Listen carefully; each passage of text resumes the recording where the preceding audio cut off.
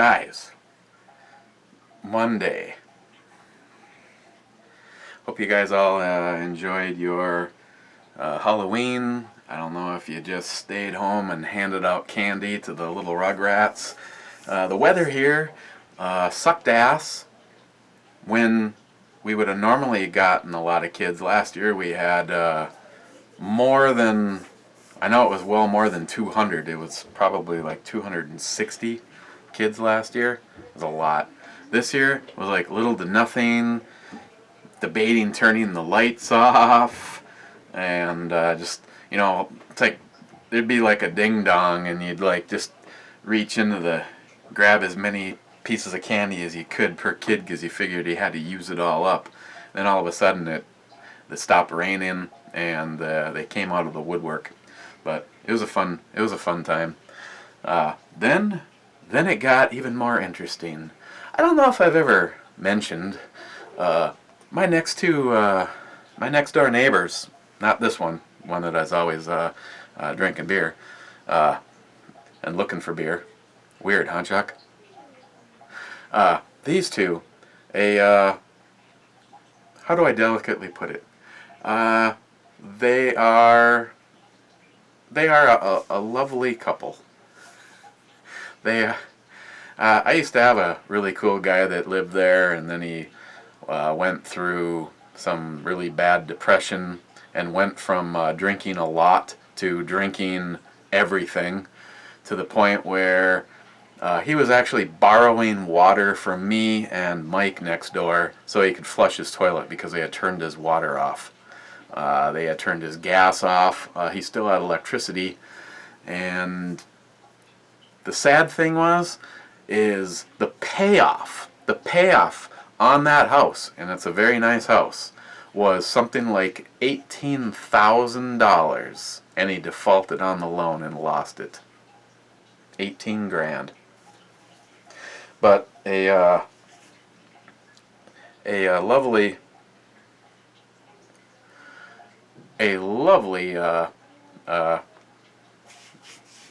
wife and wife. They're lesbians, and they're very cool. They're very nice. We get along. There's assumed boundaries because they know I'm a crazy gun-toting, beer-drinking guy that has. Well, at this year, any of you guys that were here, they were both hanging out at the fence. Lindsay was smoking a cigar. Gave her one of the Cuban cigars. But long story short, since it has already gone long, is we got invited to come over to their Halloween party, and my liver is not, but I am definitely glad I went. It was a blast. We played one of those massively inappropriate card games where I don't even remember what the hell the name of it is. You would read something like, the other night my wife slipped and fell on a blank, and then you'd go through your cards and you take the one that you would think that the person would pick, and of course it was just everybody was drinking, so you picked the most ridiculous one, and whoever ended up getting 5 winning cards won the whole thing. And yeah, it was a lot of fun.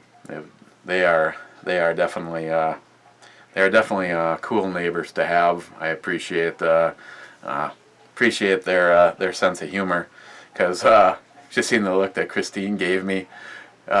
She gave me one of these kind of looks like, it's getting kind of late, so should we go? And I, properly interpreted it as she wanted to go. So I'm just like, it's getting kind of late. I suppose we should go. And she goes, yeah, it's getting kind of late. And I said, besides that, this party is like super gay. The look on her face was like, I cannot believe you just said that. Meanwhile, there was like 14 or 15 people, us and them, and fucking everybody just busted up laughing. So they have a great sense of humor. So why am I telling you all this? Because Sunday ended up being like, first full day off in a long time, and after the party over at the girls' house and the mystery punch that I had like 4 glasses of, and plus a couple of craft beers. One of the guys that was there had a bunch of stuff from, why am I drawing a blank? New Glarus. And I told him to try some of their the sweet and the tart ones, and he said he would. So I didn't have anything to drink yesterday. Nothing. And the last time we got together, Steve said I should do a couple shots of the 128 proof, 2 shots of that prior to doing this beer. Steve, I'm gonna have to owe you on that. I've got a bunch of stuff, and I can guarantee you, after my first experience with the Boker, that I am not gonna do 2 shots and all that beer and be able to do what I need to do after the brewer review. And that would include everything from walking. What are we looking at? We're going to look at Imperial IPA with fennel, 9.5%, and this is Spruce tipped. The Blacklist from Artisan Ales, brewed with spruce tips and fennel, aged on oak. And they are... Serious?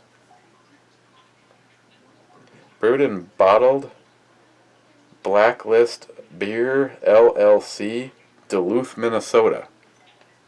Shit you not, I did not know that this was another craft brewery.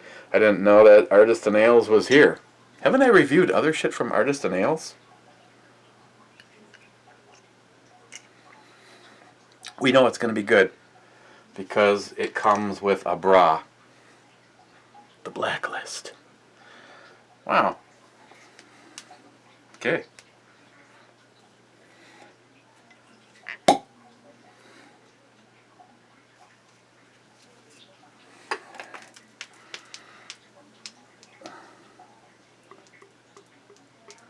And it has some carbonation.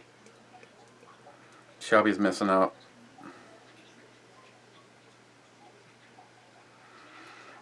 Well, the first thing I smell is the spruce tips. Damn it, Jim. I have no idea what this is. That didn't actually go out too bad. If Shelby was here, she would have been going, that ain't shit.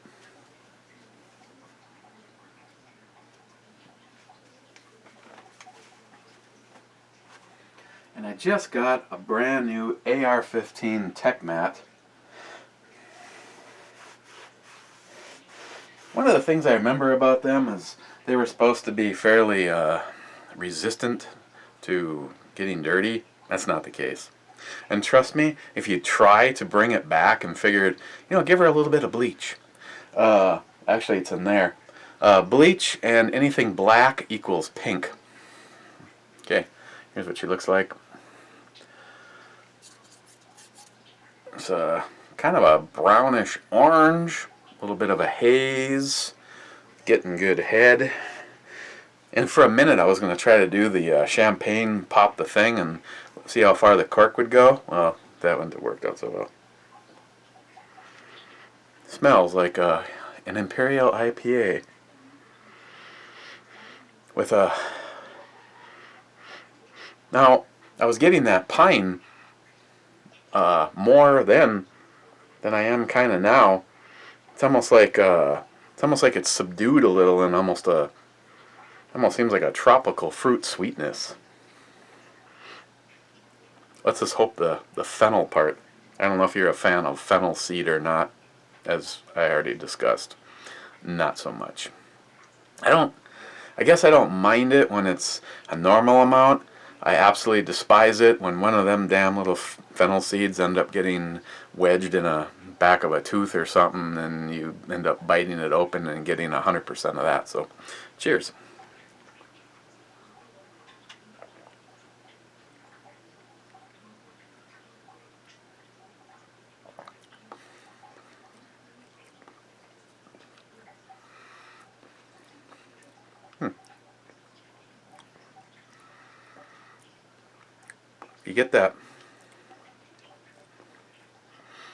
you get that citrus hit up front, and it almost seems like it's going to go in the direction of the citrus, and you're going to get gypped on any kind of a pininess. But at about the halfway point, there's a game changer, and it definitely goes in the direction of the spruce.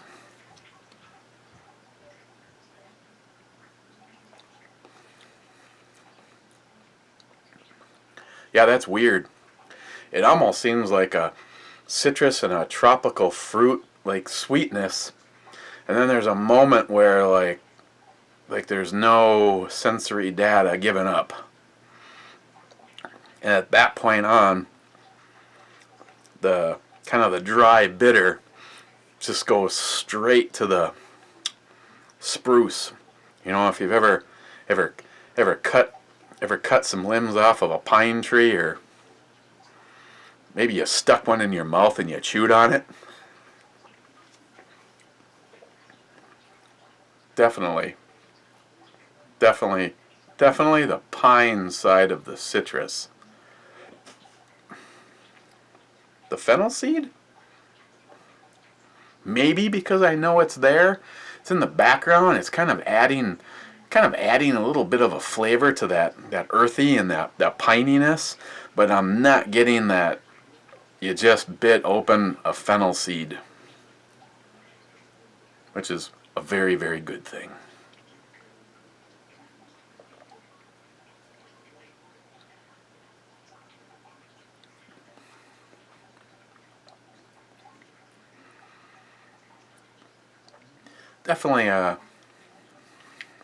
Definitely deserves the Imperial badge.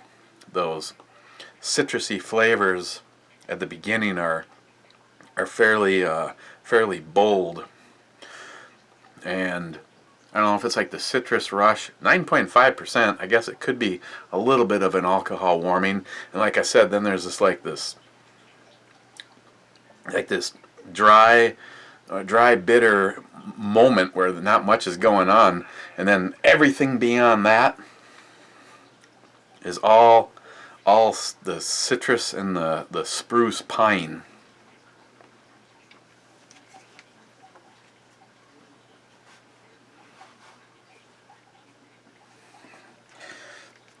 And it traveled all the way here from some shithole called Duluth, Minnesota.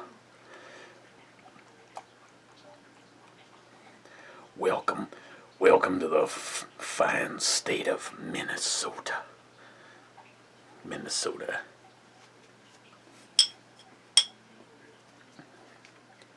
Now that I'm drinking it.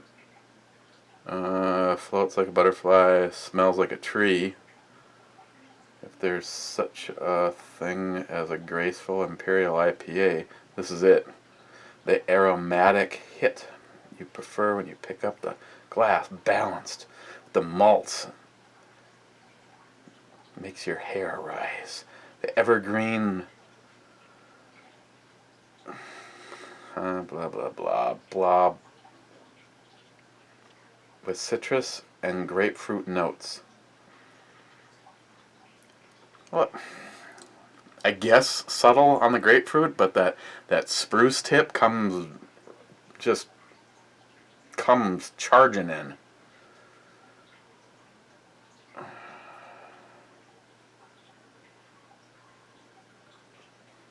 Enjoy responsibly. Best served at 47 degrees. You're supposed to leave the sediments in the bottle. Open with a corkscrew. Kind of a wussy would always a corkscrew. See, that's probably where I got the why I got a little bit of action on it. I don't have a single spot in either of these refrigerators at a 750 milliliter bottle. Oh, I guess in the door, that one, but not this one. So it was laying on its side. So I let the deal down.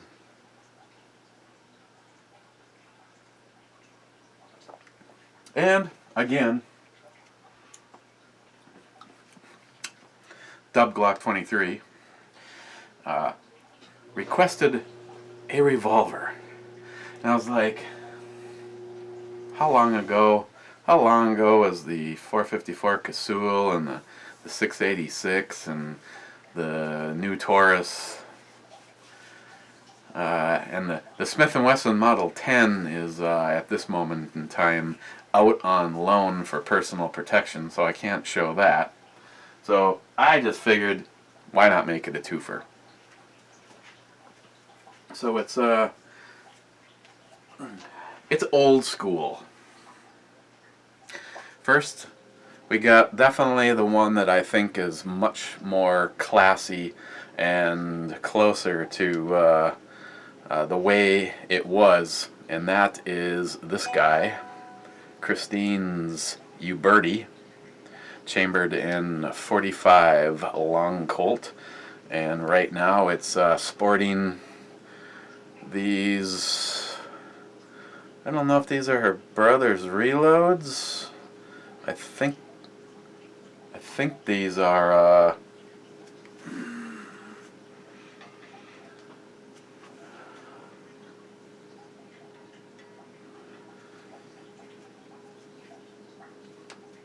I think these are Underwood. I think we could shoot one and check, but yeah, this is just case hardened pins. This is just doesn't get any closer to being authentic than this, and it's surprising how many people have no idea what Uberti is or what they're all about. And I was able to get a good deal on it because the two Ubertis that they had sitting there were both sitting there. Well, the Ruger Vaqueros were selling around them, and nothing against the Vaquero, but I would hands down go for the Uberti any day over the Vaquero. Then the other one is the Ruger Vaquero. This one is chambered in 44 Magnum. At one point in time, before Alex, Captain Mother's Polish, this used to be a black gun.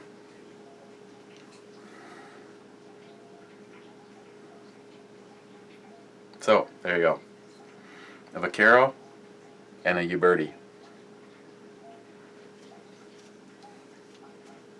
The only plus on the Vaquero is they actually don't make one in the 44 Magnum. Well, last time I checked they weren't.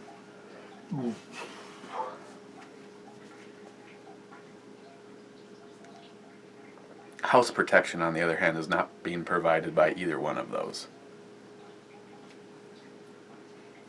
Sadly, what is being used only holds one more shot. Well, I guess you could do a full mag and then one, but back to the Eagle. And I got a few more of those Checkmate mags in. Those are pretty decent.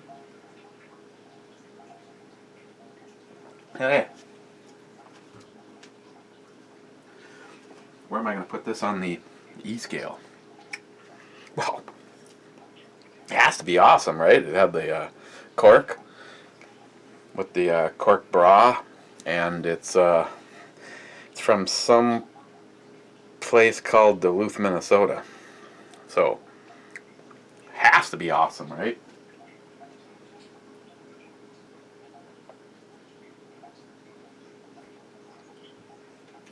Well, it's not bad. I can thankfully say that I'm really not getting much of the fennel, and that is an excellent thing. This was one of the ones from Tom. Thank you, Tom.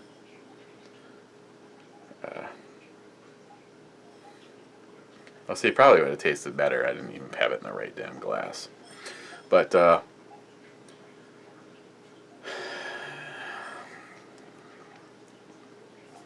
Would I get it again? Maybe. I like the spruce tip part. I thought the overall citrus part of it was kind of light, kind of weak, but overall the flavor is not bad. So if you speaking of that, that is an excellent series, by the way, the Blacklist.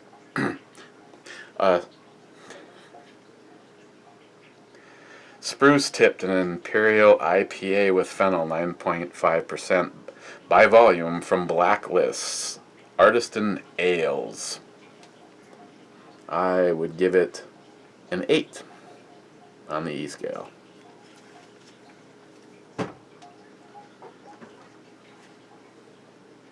What next? That's everything from Tom.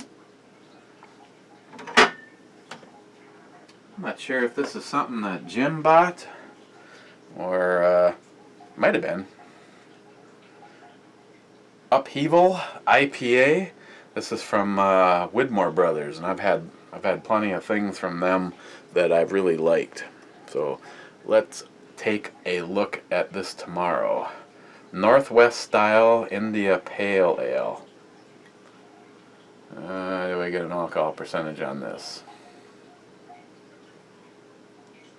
I'm not seeing one. Wait for it. Nope, that's actually a date. April 14th. Oh, there it is. 7%. Widmore Brothers. Take a look at this one tomorrow.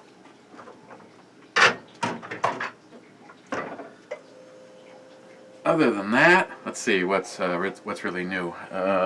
By now, everybody probably knows that Paul D. Ryan is the new Speaker of the House, and I really hope that he sticks to his guns. No pun intended. Well, we haven't looked at this lately. 444 days before shit stain leaves, and hopefully there's enough smart people to not put another shit stain in the office.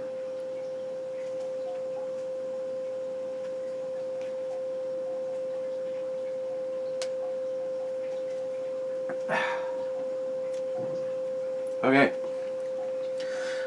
Well, one quick rant. If you ever decide to buy halogen bulbs in bulk, do not waste your money on the bulbs that come in the Bulb Buddy. The bulb that was in this light, couldn't even tell you when I replaced it.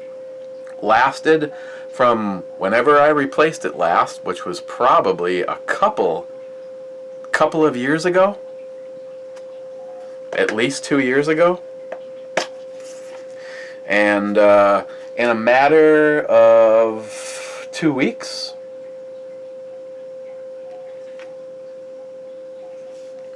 six bulbs in 2 weeks. Bulb Buddy. Worthless. 2 thumbs down. Unless, of course, you want that plastic case for something, because I know I looked at it and went, wonder what I could put in here. Maybe take that foam out and put in some precision long-range 308 rounds, or I don't know, something cool. Yeah, well, that's all you're buying it for, is that plastic case, because 6 bulbs in 2 weeks. One of them broke just going in. One of them was in the light for about 15 seconds before it went out, and all the rest of them were divided up over the rest of the 12 days. So yeah, Bulb Buddy. Bulb Buddy sucks ass. Okay, guys. Cheers again. Thank you, Tom, and we will see you tomorrow.